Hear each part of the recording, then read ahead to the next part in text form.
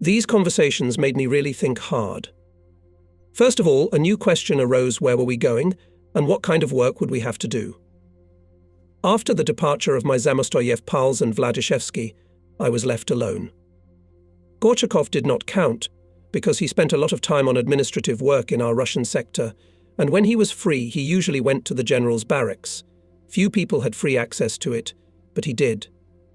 Having learned from the bitter experience of the past winter, I did not trust the new people around me. The only person with whom I thought I could share my doubts and thoughts was Bedritsky.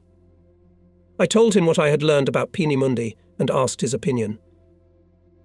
At the beginning of July, our group was transferred to a completely different part of the camp, to a huge, gloomy old barracks with 3-story iron bunks, big long tables in the middle, furnished with chairs. The barracks was designed for 100 men, and there were only 28 of us. A day later, the replenishment arrived: 2 engineer captains, Evgeny Prisadsky and Vasily Bodunov, both from the Penza bicycle factory, Major Peter Piskarov, and a young Lieutenant Anatoly Shurupov. Piskarov was appointed foreman of the team, and Shurupov official interpreter. I became completely sick, weakened, and my legs were swelling more and more. Here in Hammelburg, I was much more hungry than in the worst times in Zamosk. There, the food was so disgusting that in spite of hunger, one had to force oneself sometimes to take it into one's mouth and swallow it. Here in Hammelburg, on the contrary, everything was of decent quality and taste: bread, potatoes, soup, and what was given over and above these 3 basic whales of our diet. But the quantities given were so minuscule that in fact we ate for 5 or 10 minutes during the whole day, and the rest of the time, 23. And 3/4 of an hour, we were painfully hungry.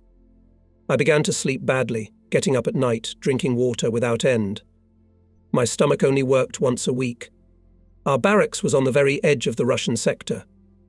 Why this brick structure, probably 100 years old, was included in the perimeter of the sector, God knows. To get to the camp, from our barracks we had to walk along a path along a wire fence, and behind the fence there were 2 barracks where German soldiers lived. One morning, weaving along this path, I saw a German soldier throw 2 loaves of bread over the fence, picked up on the fly by some lucky prisoners. The thought of the possibility of getting a piece of bread in this way seized my whole being, and I spent the whole day on the path waiting for the smile of fate. Alas, nothing came. Then I decided to get up early in the morning and try my luck once more. It was still half dark when I took a position at the fence against the German barracks. Soon a blonde-haired, dense soldier, without uniform and wearing flip-flops on his bare feet, came out of one barrack. He went to the restroom, reappeared and, scratching himself, looked at the sky, then, glancing at my figure, went to his barrack. Another appeared, made the same journey, stood at the edge of the road and lit a cigarette. I ventured to act: Bitte, Herr Soldat. Brot. Ein kleines Stück, bitte, Herr Soldat. It was as if we were really forgotten, and I began to think that even if we were finally sent to work, I might be rejected for health reasons. On Bedritsky's advice, I made an appointment with a doctor in the sanitary unit. I was received by a very nice young doctor from Kharkov. Having carefully examined me, he said, "Your body is healthy and strong, but you are hungry to the extreme. I will give you some pills and give you an injection.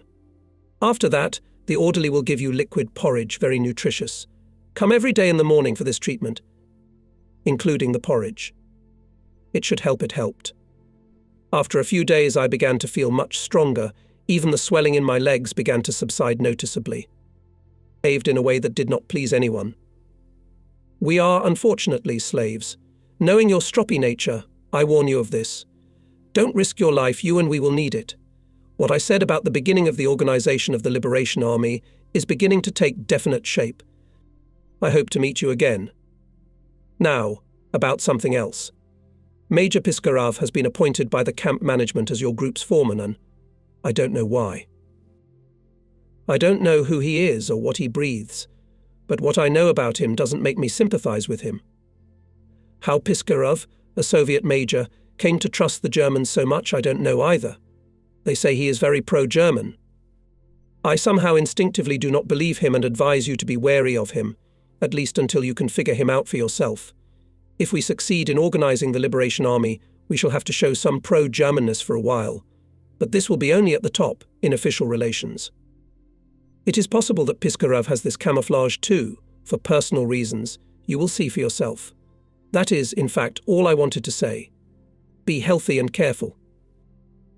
In the morning, after the same abundant breakfast, a field officer appeared. We were given marching rations, put into a truck and brought to the railroad station Hammelburg. We, 32 men, were comfortably accommodated in a teplushka with bunks, a parasha under a tarpaulin hood providing privacy, and a tank with drinking water. 2 German soldiers sat down at the open doors. Our car was hitched to a passenger train, and we drove off.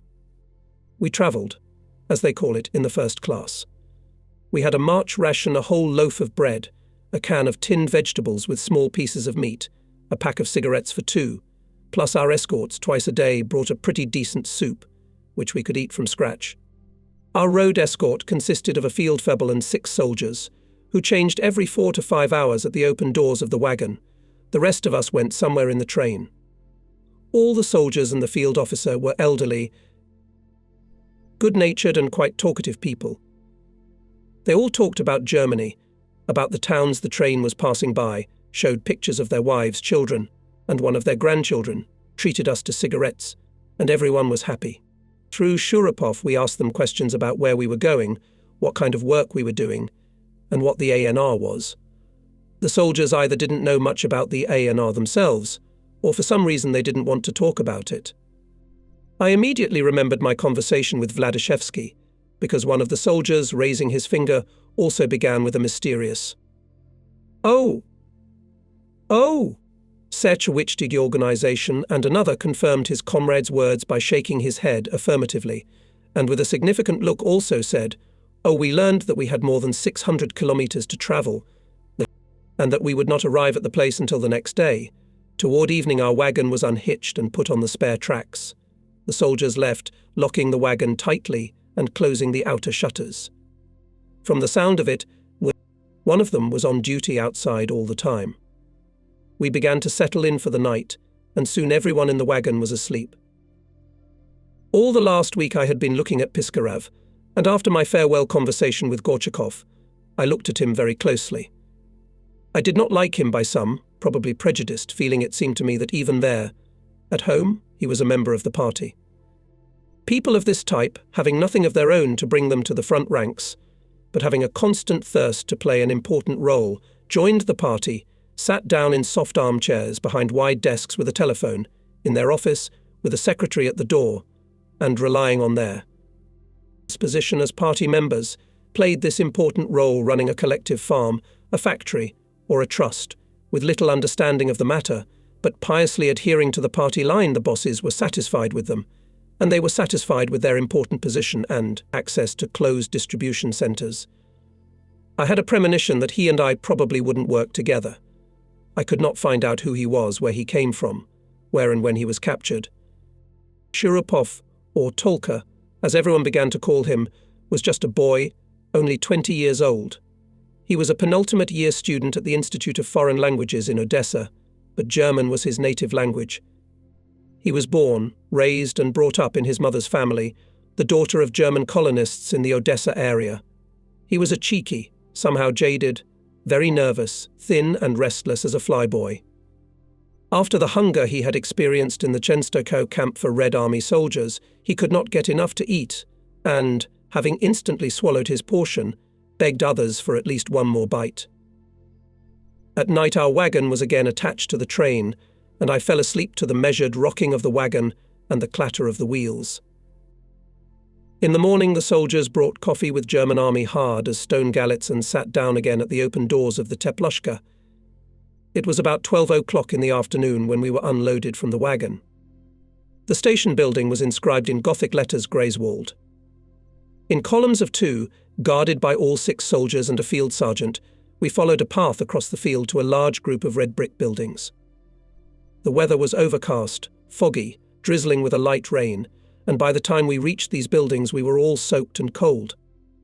Through a large, imposing gate, with concrete German eagles and swastikas, we were led into a wide courtyard, where a red flag with a white circle and a black swastika, heavy from the rain, was sluggishly waving on a high mast. This was Stalag IC.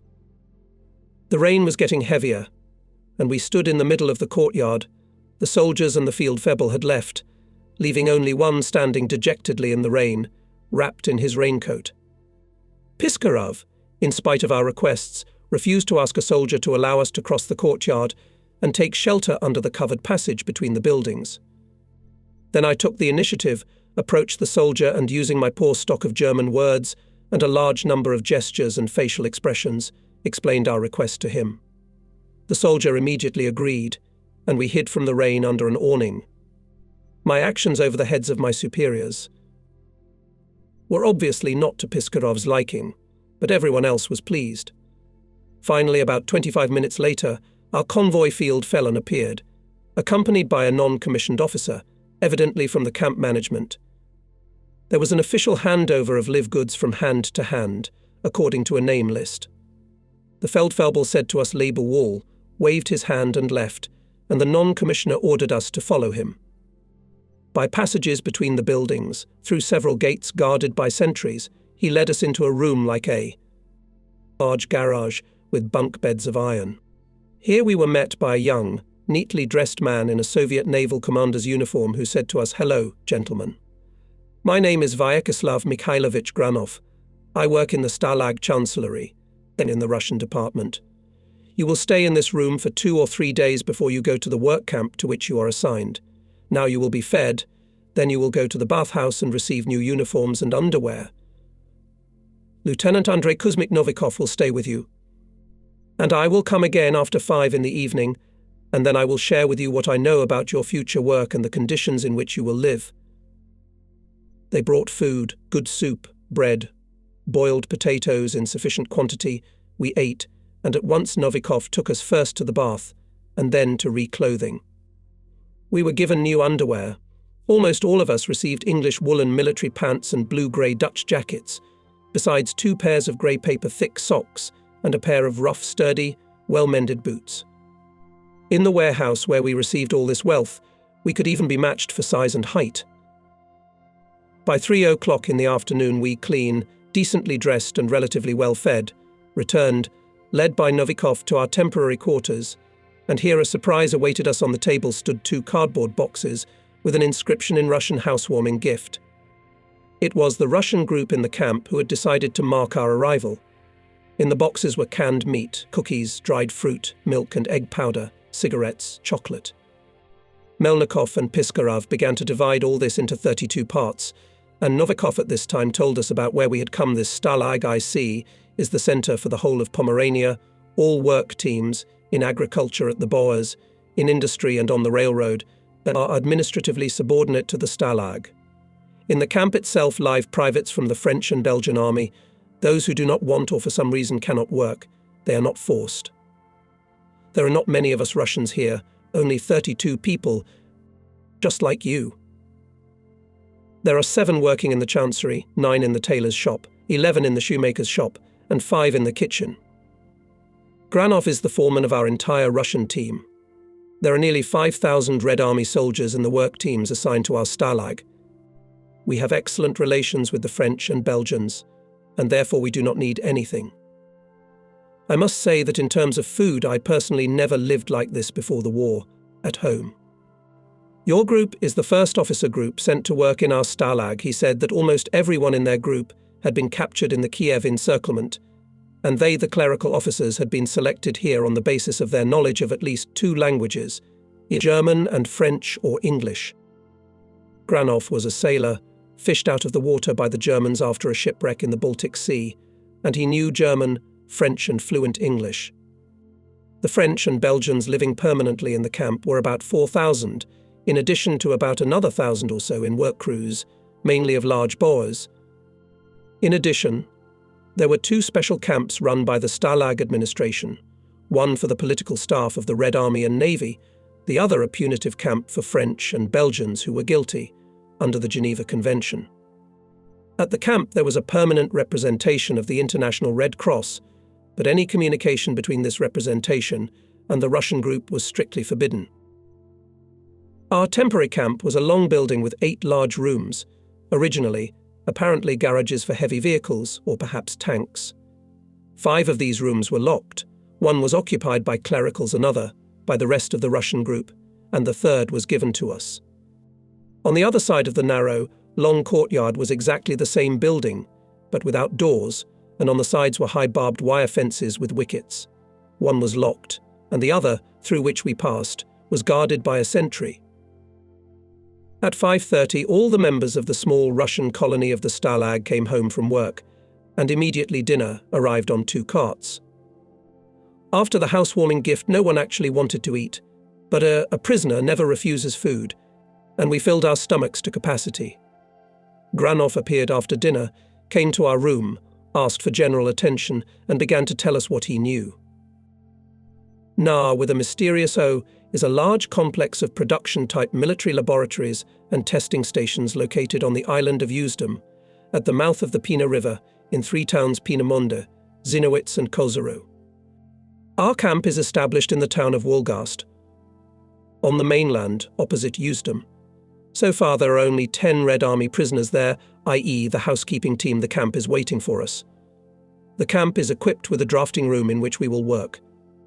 The management of the camp is twofold. On the administrative line, it is subordinate to the Stalag, i.e.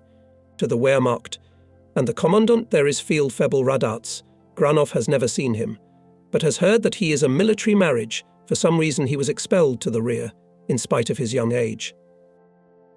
On the production line, the camp is under the jurisdiction of the ANR, whose representative and chief on the spot is the engineer Karl Michael, the same one who made the selection for the work at Hammelburg. The living conditions in the camp are supposed to be quite tolerable. The food is standard Wehrmacht food, according to the schedule for work teams. The arrangement and organization of this camp is a consequence of one of the first German attempts to use the qualified part of the Soviet prisoners for their specialty, rationally and efficiently. The camp where we will be placed is only the beginning of the experiment. Already now the construction of another, much larger camp, designed for 300 to 400 specialists working in several workshops, has begun there in Wolgast. Our team, sent from Hammelburg, should become the basis, the backbone of the future, much larger. Granov took our list out of his tunic pocket and said that according to this list, compiled by Michael and approved by the Stalag administration, Major Pyotr Piskarov was appointed the team foreman and Russian commandant.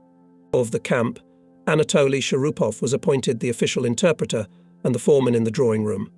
Granov called my name. For me it was completely unexpected. I did not understand why I was honoured. I could only suppose that either I had made a good impression on Michael during the conversation in Hammelburg, or, what was more likely, that I had been recommended by Colonel Gorchakov, who had treated me exceptionally well from the first day of our acquaintance in Podnezy. In any case, both Granov himself and my teammates congratulated me on my appointment as chief engineer of the prisoner of war, NAR Design Bureau. We stayed in Stalag for 4 days. Everyone rested, ate, calmed down. The food was quite decent and sufficient. The Russian group received rations on a par with other prisoners from the common kitchen. Besides, we were always brought different delicacies from the Red Cross parcels received by the French and Belgians and specially given by them for us. The small group of Soviet prisoners who had been taken to Stalag lived here as if they were living under Christ's thumb. Tailors and shoemakers served mainly the prisoners in the camp itself and always received gratitude from their customers who brought them clothes and shoes for repair. The clerks, who worked in the file room of Russian prisoners assigned to the camp and spoke good French, had friendly relations with their colleagues in the administration, and not only constantly received from them the same delicacies from the Krasnokreski parcels, but also, with the permission of the Stalag administration, took part in the life of the foreign part of the camp. They took part in chess competitions, sports games. 2 of them were regular members of the camp orchestra. In both living quarters of this group there were individual beds with sheets and blankets, tables and chairs, individual lockers. The rooms were insulated and had stoves. The prisoners had a good Russian library, where along with old Russian classics and books by Soviet authors there was a lot of emigrant literature. All of them were apparently content with their fate, and all clearly avoided talking about political topics, discussing world and military events, and talking about the future.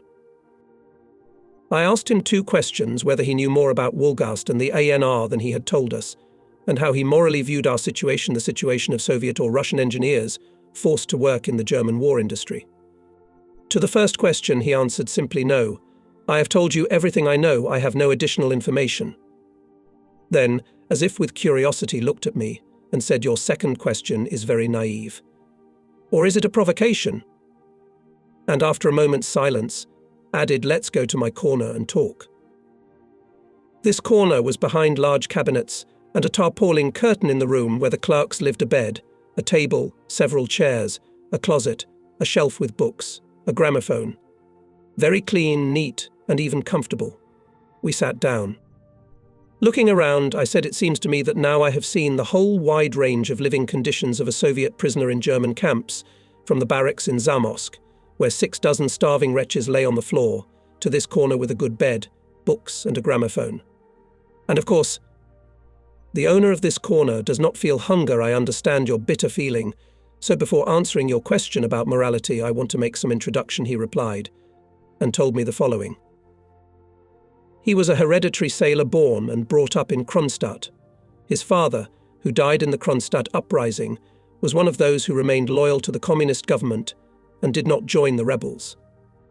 His mother had died even earlier, and he, a round orphan and the son of a dead hero, was admitted to the naval school on full state dependence. He was a Komsomol member and, having graduated with honours, was appointed commander in the Baltic Fleet. By the beginning of the war, Granov was already a commander of a destroyer and, of course, a member of the party. As a capable and knowledgeable foreign language commander, he was prepared for a military diplomatic career, which included visits to foreign ports, participation in various missions, etc. But in the first days of the war, his destroyer was sunk, Granov and 3 sailors, on a half-broken dinghy, for 3 days dangled in the open sea, until they were not discovered and fished out of the water by the Germans. Thus Granov found himself a prisoner of war. I had only 2 possibilities when the German sailor extended his hand to me, helping me to get from the dinghy to the boat to spit in his face and shout that the Soviet commander in captivity does not surrender and die a hero, or to accept the helping hand and go to the category of traitors to the motherland. I chose the second. And I don't regret it. Granov took out of the desk drawer a metal plaque with his name and identification number. That's all I have left of the Soviet motherland. I have lost everything, but I have regained the respect for myself, lost more than 15 years ago, when after the school I entered the Navy as a commander. 24 hours a day I lied as everyone around me lied. Now I've become myself and stopped lying to others and myself.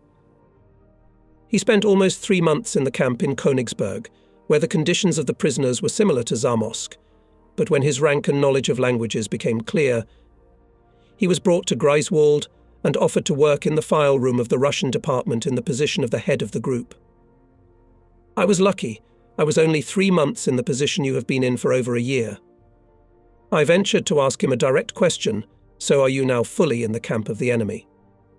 Oh no, he answered energetically. There is no way back to Peter, but modern Germany does not appeal to me either. Even in case of victory, Germany will have to find a way out of the deadlock into which Hitler has led her. In the 20th century, you can't run a society by medieval methods, and I'm not going to go with such a Germany.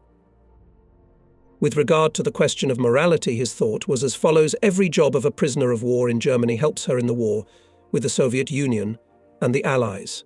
A loader in the port or on the railroad, a fitter in a factory, a tractor driver at a bower, a carpenter in construction, or a draftsman in a design office are equal in this respect. There are only 2 possibilities: to agree or to refuse. To agree means to live somehow, and to be a witness or participant in the events at the end of the war.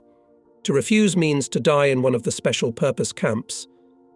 He concluded, that's up to you. But in my opinion, the morality of working for Stalin, who mocks the Russian people, is also very problematic, and I now think that maybe somehow we can overcome the greater evil there, at home, perhaps a lesser evil for all of us here in Germany.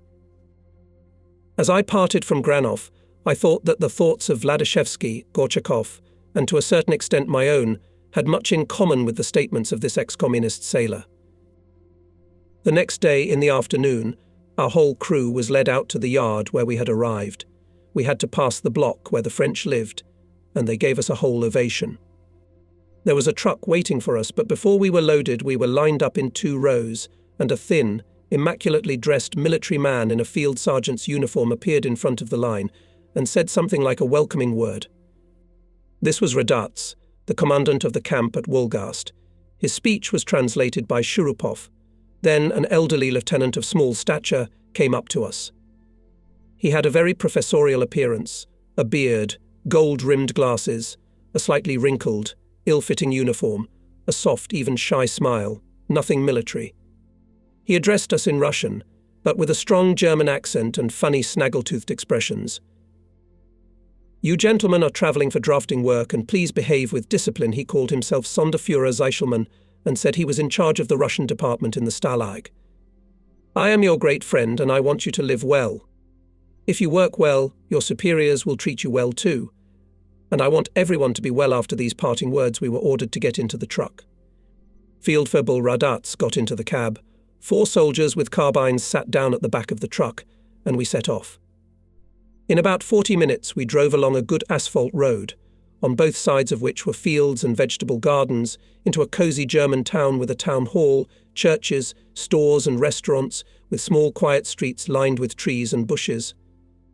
After driving through the town, our truck entered a dead end near a small factory and stood at a gate in a barbed wire fence. It turned out had been awaiting our arrival for over a month. They greeted us affably and began to tell us how they got here, what conditions were like, and of course, as always among the prisoners, the main topic was food.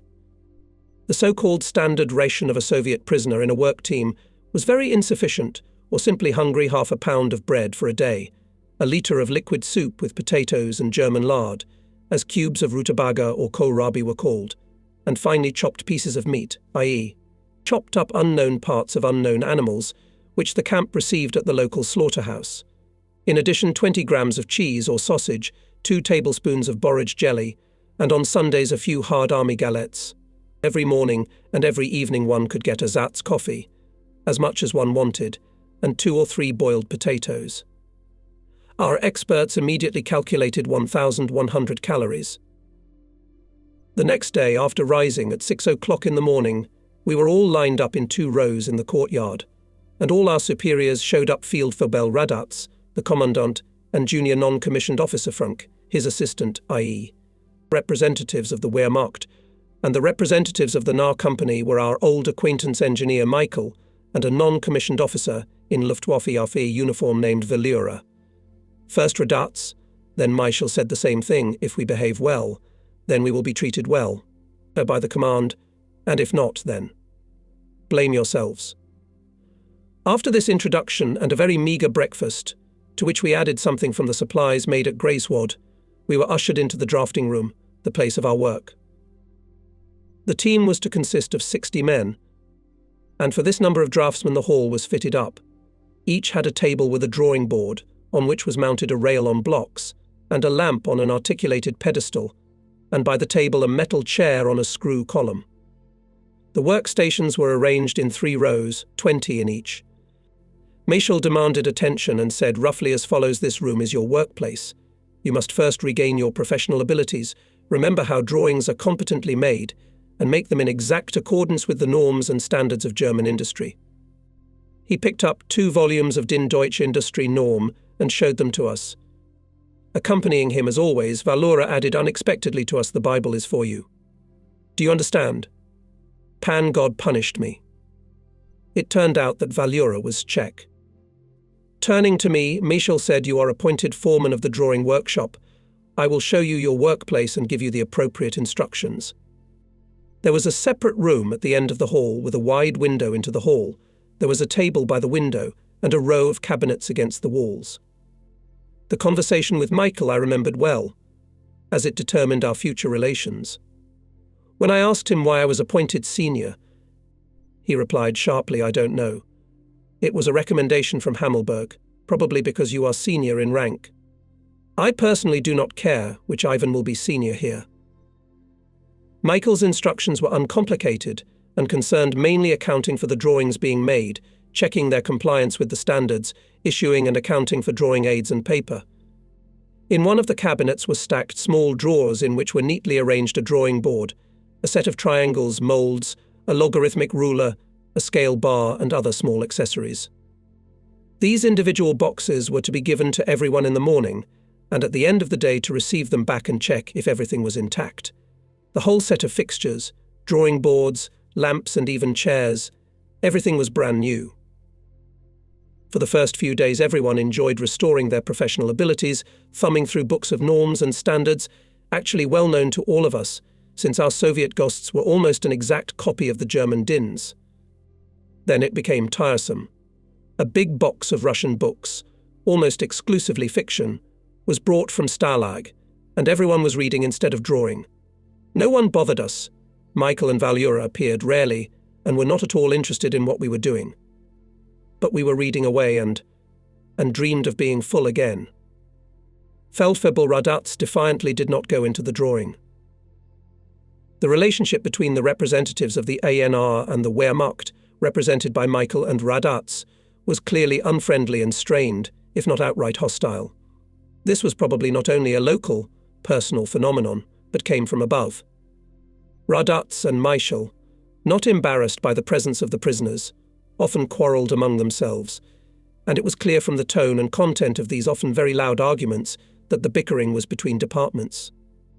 Michael and Valura, for their part, never went into the other rooms of the camp, from gate to drawing room and from drawing room to gate, also very demonstratively. Intolerably shiny black lacquered visor, and demanded that under all official circumstances Piskarev, the Russian commandant of the camp, wear it. Such official circumstances were usually the arrival of guests. These visits during the first months of our life in Wolgast were quite frequent. When the military came, Radatz would fall into a hysterical state, hitch up his sword, run around the camp like a meteor, and at every question of the visiting chief would shout, with his pale blue Aryan eyes bulging, jowl, and when saying goodbye he would click his heels, making a crimson ring with his spurs, for some reason in a low octave, and growl Heil Hitler. If the visitors were civilian, he behaved much more calmly, and even somewhat carelessly, as if with condescension gave explanations to the visitors, and when saying goodbye only raised his hand in fascist greeting, but in silence. The draftsmen were arriving, almost all the places in the barracks were already occupied. The Red Army men were arriving. Their barracks was also almost full. They were all working on the construction of a new camp on the other side of Wolgast. They left immediately after breakfast and returned for dinner. They got their lunch at work. We were fed very badly. Peter Ivanovich Loskutkov, the cook and head of the kitchen, tried his best to feed us all somehow with the meagre amount of food that Unter Frank gave him, by begging and bargaining, and sometimes, if the opportunity presented itself, by cheating. Frank, he put into the boiler everything he could. Pyotr Ivanovich was an exceptionally nice, modest and sympathetic man, scrupulously fair. The role of head of the catering shop, as he himself called his position in the camp, he fulfilled with all seriousness. He was an old believer from Tsarevo-Kokshaisk, where he had a wife and 9 children, and he loved to talk about his family. Peter Ivanovich in the army was also a company cook, so with his kitchen on wheels he was captured near Vazma. Unter Frank, a gorilla-like, huge, gloomy brute, was by nature a sadist and liked to abuse the prisoners, often abusing them in the Red Army barracks, despite the fact that Radatz forbade abusing, reserving this privilege only for himself. True, he himself rarely engaged in such matters. Franke treated Peter Ivanovich with respect. One incident had evidently made a lasting impression on him. Soon after the arrival of our group, Peter Ivanovich counted Franke for several pounds of peas, and before he realized the count, Peter Ivanovich hurriedly put everything into the boiler.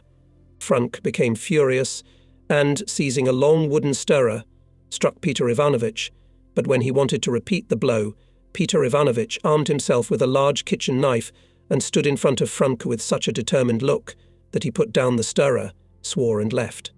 When Pyotr Ivanovich told me about this, I asked him if he could really put the knife to work. He grinned and replied, "I could have. I'm a poor man. One stab it is clear, everyone can do it in the heat of the moment, but then it's enough. Franke's figured it out, and now we have a sort of agreement with him, a norm, and if I cheat him, it's mine. Don't yawn, then. Piskarov had somehow completely lost his nerve and even handed over seniority in the room to someone else. At first he tried to conduct explanatory work. But his speeches, with standard curses against the Soviet Union and the same standard praise of the Third Reich, were usually so helpless and primitive that no one wanted to listen to him. He was too simple for intelligent listeners, unbound in their judgments and unafraid to express them. If they listened to him, it was only to laugh at him and stump him.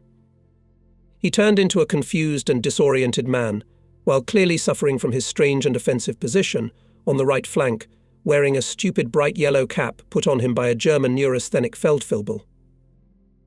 A real, complete freedom of speech had been established in our camp. The first manifestation of this human social privilege began immediately after captivity, back in the field camps, but there it soon turned into a lopsided freedom. The sharp outbreak of anti-communist and Judeophobic statements, and the opportunity to express one's thoughts on the subject, was as if a compensation for years of concealing and silencing one's feelings. The topics of discussion and conversation were very limited. Then, under the influence of the circumstances and conditions of camp existence, the fear of being caught for sympathizing with Soviet philosophy, or, even worse, with the Jews, brought everyone back to the need to keep their mouths shut, and hunger generally suspended all mental activity. In Lisogary and in Hammelburg freedom of speech began to flourish again, but here in Wolgast, with the comparatively quiet and idle life and the tolerable hunger, conversations and arguments about social organization, political systems and philosophy, about religion, about the ongoing war, about our present and probable future, became the main daily occupation of many. In our group, the youngest was 27 and the oldest 54. Everyone had a Soviet education, but all of a sudden we had among us representatives of the most diverse points of view and the most diverse beliefs, from Marxists to equally convinced monarchists, from very religious people to complete 100% atheists. For me, such a wide range of mindsets among the seemingly homogeneous mass of sub-Soviet engineers was convincing proof that all the 25 years of communist efforts to create a Soviet man had failed utterly. That is why Piskarov, who in all probability was accustomed there, at home, to an equally minded mass of listeners, began to avoid speaking on abstract subjects altogether. Since the team of draftsmen was the basis of the whole camp, and I was the foreman of this team, I gradually turned into the chief representative of the prisoners before the German administration. This imposed on me some unofficial but clearly tangible duty and responsibility, a representative, a person who sought, to the extent possible, to improve the conditions of our camp life. The main thing was our constantly hungry condition. I tried to raise this issue with the Germans. I appealed to Michel, but he stated that food matters did not concern him, and that it was a matter for the Wehrmacht and not for Peenemünde. In a week or two, a special commission will come here. Among the members of the commission will be a man by the name of Fetzer. If you succeed, talk to him. A lot depends on him, he told me. At the very beginning, when our group arrived from Hammelburg, Major Afanasyev, a great lover of singing and possessor of a good, sonorous baritone, organized a small choir of 7 people. Now, there were about 20 choristers in this choir. They sang very well, and often in the evenings, after work, arranged real concerts for us. Radatz also came to these concerts. He too turned out to be a lover of singing. His favorite songs were Stenka Razin, My Moscow, My Country. He would sit on a chair and try to sing along, and if he was satisfied, he would say Karosh, Ocean Karosh and Karosh, and give an order to Peter Ivanovich to get extra from Frunk in the warehouse. So the concerts became a responsible business, and we treated all the choristers with great respect. Our camp authorities attached great importance to the arrival of the commission. Everywhere was cleaned. Michel ordered that on each drawing table was attached a special plate with the name, and Michel ordered that each drafting table should have a special plate with the name and title of the draftsman, that each table should have an unfinished drawing simulating everyday work, and that on the day of the commission's arrival everyone should have clean hands and shined shoes. Radatz decided to treat the important visitors to a concert and insisted that the choir learn a German hymn, but he had to abandon this idea, because Afanasyev and I told him that if he wanted the choir to sing a German hymn, the choir should sing the Internationale beforehand. The weight of the places in the 3 rooms of our engineering barracks were taken. On the last 2, in my room, arrived Lieutenant Colonel Igor Lyashenko and Navy Lieutenant Alexander Rodionov, mechanical engineers from Leningrad. Lyashenko, who had been captured in the winter of 1941, hid his rank and worked long hours as a private for a peasant in Latvia. Rodionov, who was captured during the first days of the war in Riga, was first released from captivity on the bail of his cousin, a half-German, but then, mistaken for some commissar, was arrested and spent a year in a special regime camp on the island of Rügen, after which he was transferred to our camp because the same cousin managed to prove the mistake that led to his arrest. Both turned out to be very nice and intelligent people, and I became fast friends with them. The constant malnutrition was beginning to take a heavy toll on the physical and mental condition of the prisoners again. Everyone was weak, tired, frowning and nervous. We calculated that an extra 7 to 8 potatoes a day per person would be enough to bring the caloric content of the ration to 1,800 calories, the minimum required for an adult not engaged in physical labor. I again turned to Michael, and he again said that these matters were not within his purview, and therefore he was not interested. I mentioned the extra potatoes to Radats, but the latter looked at me with surprise and called me crazy. The matter seemed to be quite hopeless. At last the day came for which the camp was being prepared. 15 military and civilian men, headed by a general, arrived in 5 cars. After the usual procedure of building up, with Piskarev in his yellow cap on the right flank, and inspecting the premises, we were all ordered to sit by rooms, while a committee was sitting in the drawing room, apparently deciding important questions, as there was a sentry in front of the doors. I was nervous. What if I never got to talk to this Fetzer? I had a ready idea how to get that miserable 10 potatoes per person for the camp.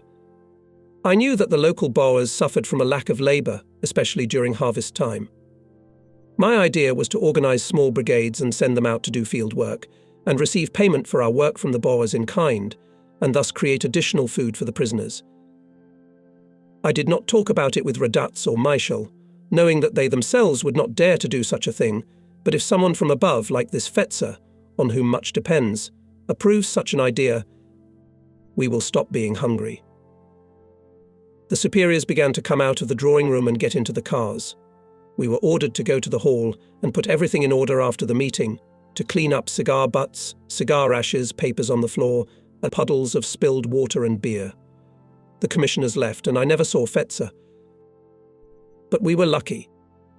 When, after cleaning the room, we took our places at the boards again and went back to doing nothing, Michael came to the drawing room, and with him came a short, stout, bald man in uniform and wearing glasses with very thick glasses.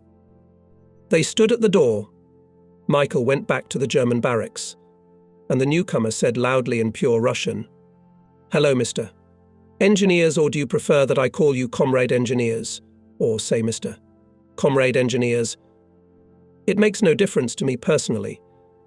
My name is Rudolf Rudolfovich Fescher. I am what is called here a Sonderführer, i.e., a special leader."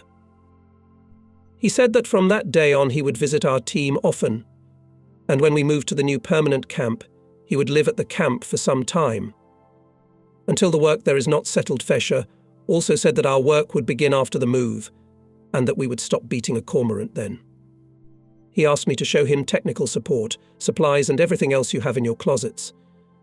After looking around, he sat down at the table in my room and unceremoniously examined me.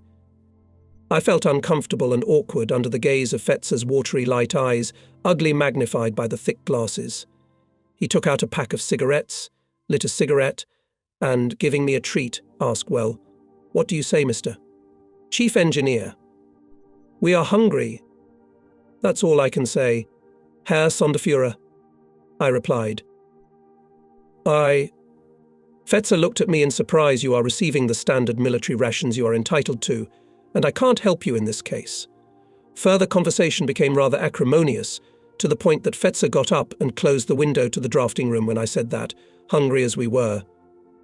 We could hardly do any of the engineering work for which we had been brought here. "You will do the work you are ordered to do, and any shirking of work and attempts to sabotage it will be severely prosecuted. Understood, said Fetzer very angrily, standing up.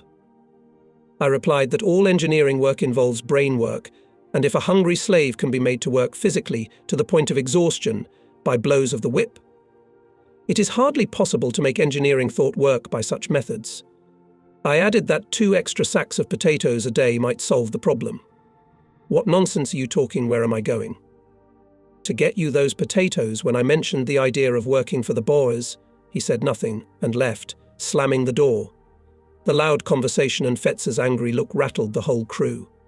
Many feared that I had overdone it, that I would certainly not be retained as foreman of the drawing, and that because of all this nutrition will deteriorate even more. Michael and Radatz said the same thing. The next day Michael said, Mr. Fetzer was very dissatisfied after talking to you. He said that you are too persistent and talk a lot. You talk a lot, and Radatz at the morning inspection looked at me skeptically and remarked, "Sie sind Kopf, ein großer Dummkopf." But I won. Fetzer arrived and reported that in Peenemünde my idea was found worthy of attention, and that in the near future Radatz would conclude a contract with the local Boers. A few days later the first 15-man brigade went to work, and the hunger was over. The soup became thick, with peas and potatoes. In the morning and evening we received hot boiled potatoes, and in the afternoon we baked the same potatoes and sugar beets in a stove in the drafting room. I became a very respected person in the camp. Fetzer began to come to the camp often and stayed long hours in the drawing room, talking to the prisoners. When they got used to him, he began to be called simply by his first name and middle name, instead of the official Herr Sonderführer, and conversations became more frank, sometimes turning into ideological disputes. Once he was asked how he knew Russian so well, and he willingly told me about himself. He was the son of a German consul in the Urals, graduated from gymnasium in Perm and studied for 2 years at Kazan University. When the war broke out in 1914, his father and his entire family were exiled from Russia. Rudolf Rudolfovich himself took part in the war as an interpreter and intelligence officer, thanks to his absolute knowledge of the Russian language, then participated in the formation of the Syshevik Corps, and together with this corps ended up in Kiev under the government of Hetman Skoropadsky. He was, of course, a Nazi and, in all probability, held a high position in the ANR system, since all the work camps of Soviet prisoners and Ostarbeiters were under his supervision. There is no doubt that in his work he was in one way or another connected with the Gestapo, just as any communist in responsible work in the USSR was connected with the NKVD. But Fetzer was. Not a bad guy, or perhaps he wanted to appear that way for his own reasons. With him you could joke, argue and talk freely on the most acute topical issues. He was well-read, knew Russian literature both pre- and post-revolutionary, knew Russian history, and in these fields his knowledge was much broader and deeper than that of most of our draftsmen. He was well informed about life in the Soviet Union, and was well versed in all questions of relations between the government and the people at all levels of the Soviet social system. It was interesting to talk to him, as he was well aware of such things that were carefully concealed by the authorities in the USSR from the people, but were well known in Europe. He was a convinced National Socialist and fiercely defended his ideology in arguments. In his way of thinking, Fetzer was a strange mixture of a Kazan liberal student from the beginning of the century and a German national fascist from the 40s. As we became well-fed, had no work, and received books from the Stalag library, and Shurupov brought newspapers and magazines from the German barracks, our main occupation was to talk on a variety of subjects. We were quite familiar with the general military situation. Moscow and Leningrad remained in the hands of the Red Army, although the Germans had reached the Volga and Stalingrad was under threat of capture. In all newspapers and magazines there were pictures of the Nazi flag hoisting on the top of Mount Elbrus. The Germans sought to capture Voronezh, occupied the North Caucasus, but all these victories required great effort and sacrifice. We learned to read between the lines in German official reports and picked up decent traces of pessimism among the official fanfare. The Red Army not only resisted but also retaliated heavily. Soviet aircraft bombed Vienna, Budapest, and other deep rear areas. Rommel's military fortunes in North Africa were also beginning to change. Only Japan was inflicting crushing defeats on America, capturing most of China and a huge area of the Malay archipelago, from Indochina to Australia. Fetzer assured us that Japan would soon declare war on the Soviet Union, and then the war would be over certainly with an Axis victory in a matter of months. We were supposed to move into the new camp now after Christmas, but in the last week of November a very serious incident occurred. There was a new prisoner in the Red Army barracks, Ivan Sherpovets, a young fellow, an aviation sergeant, a specialist electrician, or electronics technician, as he called himself. A handsome, agile fellow, talkative and sociable, he befriended Shurupov from the very first days, and they spent all their free time together. Shurupov, who had no technical education, did not work in the drawing room, and he was not needed as an interpreter either, except when visitors came. So Michael used him as his personal servant. Shurupov cleaned his room, often cooked his meals. Sherpovets was working on the construction of a new camp. That day Shurupov came to the drawing room to change books in the library. He sat by the window and read something. The day was damp, cold. It was raining half with wet snow. A car arrived at the camp gate, and 12 soldiers jumped out of it, quickly entered the camp, and stood at the doors of all the rooms. Then Radats appeared and, walking with quick steps across the courtyard, entered the drafting room. He stood in the doorway and shouted Shurupov, "Komm her, Mensch." And when the pale Shurupov approached him, Radats whipped him several times in the face with his stack and, seizing him by the scruff of the neck, pushed him out into the courtyard. We all rushed to the windows and saw how 2 soldiers led Shurupov to the room where he lived, beating him with the butts of their carbines on the way. I, with Piskarov and Afanasiev, wanted to go out of the drawing room to find out what had happened, but the soldiers roughly pushed us back into the room and slammed the doors. A few minutes later another car arrived, and from it they literally dragged out a bloody, beaten, half-naked Sherpovets and drove him to the Red Army barracks with kicks and blows. We stood at the windows and wondered what had happened. Finally, almost simultaneously, Shurupov and Sherpovets were taken out into the yard. Shurupov looked terrible, covered in blood, in a torn shirt he could hardly move, limping and holding his stomach with both hands. Both of them were taken to a German barracks. We were not allowed into the yard. Lunch was delayed until 3:30, and on receiving it we were again locked in the drawing room. There were soldiers at the door again. When the men on duty were receiving lunch, Peter Ivanovich said that it seemed that Shurupov and Sherpovets were preparing an escape. The arrested men were taken out of the German barracks and tied to a lamppost standing in the gap between 2 wire fences.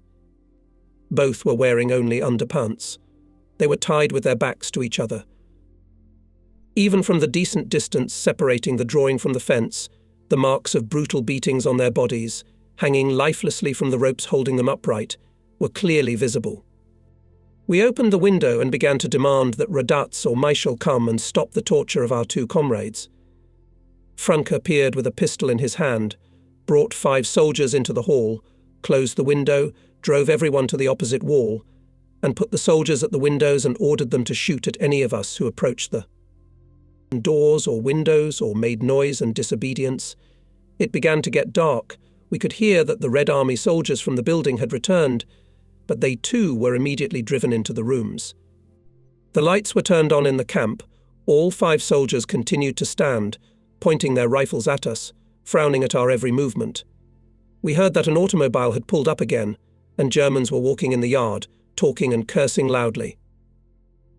It was quite dark when Funke appeared and we were all taken to our rooms. The doors were locked, and a sentry was posted at each room. We did not receive dinner, nor did we receive briquettes for heating. The lights in the barracks were turned off early, and we sat in the cold and dark all night. In the morning they let out only the men on duty to get breakfast. The Red Army men did not go to work either. From the same Pyotr Ivanovich we learned that Shurupov and Sherpovets had been taken away last night, before we were taken to the barracks. Immediately after breakfast, one by one from each room, people were taken out into the yard, and the soldiers thoroughly searched the room, taking all things that could in one way or another be used as weapons or tools, knives, razors, scissors, etc. After the search of the room was over, All the prisoners were also carefully searched, taking away, again, similar personal effects, and, with Radatz's apparent connivance, the soldiers did not hesitate in hand-wringing on the slightest occasion. When I withdrew my hands from the soldiers' hands and wanted to empty my pockets myself, I received a heavy blow on my arm. The search continued almost all day long, and we were not even allowed to go to the restroom and had to use the night parashas. Fuel was again not issued, and rations were reduced to the Dobauer times. The whole of the next day continued in the same way. Only in the evening they gave out, as usual, 2 buckets of briquettes for heating. Radatz walked around the camp angrily, here and there putting his stack into action. Menhel and Fetzer did not show up. Only on the 3rd day normal life was restored. The Red Army men went to work, and we went to the drawing room. We were all in a nervous, tense state, full of indignation against the German superiors who had organized the brutal beating and torture of Shurupov and Cherpuffets for attempting to escape. Shortly before dinner, Fetzer came in. He said hello and mockingly asked, "What have you good gentlemen done here?" "What do you say, Mr. Chief Engineer?" he addressed me. I replied that we had not done anything, but that the camp administration had done a lot of completely unjustified, cruel outrages. The administration brutally beat and brutalized 2 prisoners of war for a failed escape attempt. It is known that it is the right of every POW to try to escape. That's what the guards and barbed wire fences are for. Otherwise there is no point in all this. We have the right to escape. And you have the right to catch us and put us back behind the wire, but you have no right to beat and abuse us. Fetzer flared up like gunpowder. Shut up. First of all, Soviet soldiers have no rights in our camps. Your government itself decided not to recognize these rights for you. It simply abandoned you, calling you criminals and traitors. Secondly, a POW with such a status has the right to escape. But how? In his national uniform, and without using anything, not even a nail or rope, belonging to the country that took him prisoner. Otherwise it's considered kidnapping of military property. These 2 knuckleheads stole a soldier's knife, military-style barbed wire cutters, 5 packets of military marching rations, a first aid sanitary packet, and a pistol. Shurupov stole it from Mikul's suitcase. This pair of idiots had been under surveillance for days, outside and inside the camp. Shurupov stole here and Cherpuffets at the construction site. They were both shot. And finally, thirdly, the escape of a Soviet soldier from internment camps usually ends in his death. And in the conditions of the ANR, this is 100% true. I advise you all to remember this firmly, and Fetzer walked away irritated. Fetzer's speech made a stunning impression on us, not by the fact that he once again confirmed our powerless slave position, without a country and outside the laws, and not by the fact that the Germans could torture and shoot us without taking any responsibility for it. We already understood this well. The main thing in his words was that they were already being watched from outside and inside the camp inside. That meant that there were people among us watching and snitching. Thus, with one word, accidentally or deliberately dropped, Sonderführer Fetzer destroyed what was the most important thing for us and what we all valued: the sense of comradeship, the sense of trust. With a wide variety of political beliefs and mindsets, we could freely express our thoughts without fear of denunciation and surveillance. The atmosphere in the camp was poisoned. The black shadows of the Soviet Union and Zamosk came out of the past again. People somehow withdrew, faded, and became silent. For no good reason, but for some reason many people suspected Piskarav. And before the incident with Shurupov and Cherpuffets, Piskarav was disliked in the camp, and now he was simply boycotted. When our work crews resumed their trips to the Boers and the food supply improved again, Piskarav often went to Radatz's office after working in the drafting room to make lists of people assigned to work. This had been seen as a necessity before, now as the suspicious activity of a probable informer. 2 weeks later, suddenly in the afternoon, some unfamiliar non-commissioned officer arrived. Piskarav was summoned from the drawing room. He took his belongings and left the camp without saying goodbye to anyone. Now everyone was absolutely sure that the suspicions were correct and that Piskarav was the one who was watching inside. Everyone breathed a sigh of relief, and the tension between the prisoners in the drafting room was visibly diffused. We welcomed the new year of 1943. Radatz ordered the issue of extra, In the evening we received a very decent coffee, almost sweet, with milk powder and half a dozen cookies each. The lights in the barracks were put out only at 12.30 at night. And on January 4th, Fetzer brought a small Christmas tree. We made toys in a drawing and lit candles on it on Christmas Eve. We didn't work on the first day of Christmas. Immediately after Christmas we packed the property, drawings in cardboard boxes for 2 days, and on the 10th we moved to the new camp,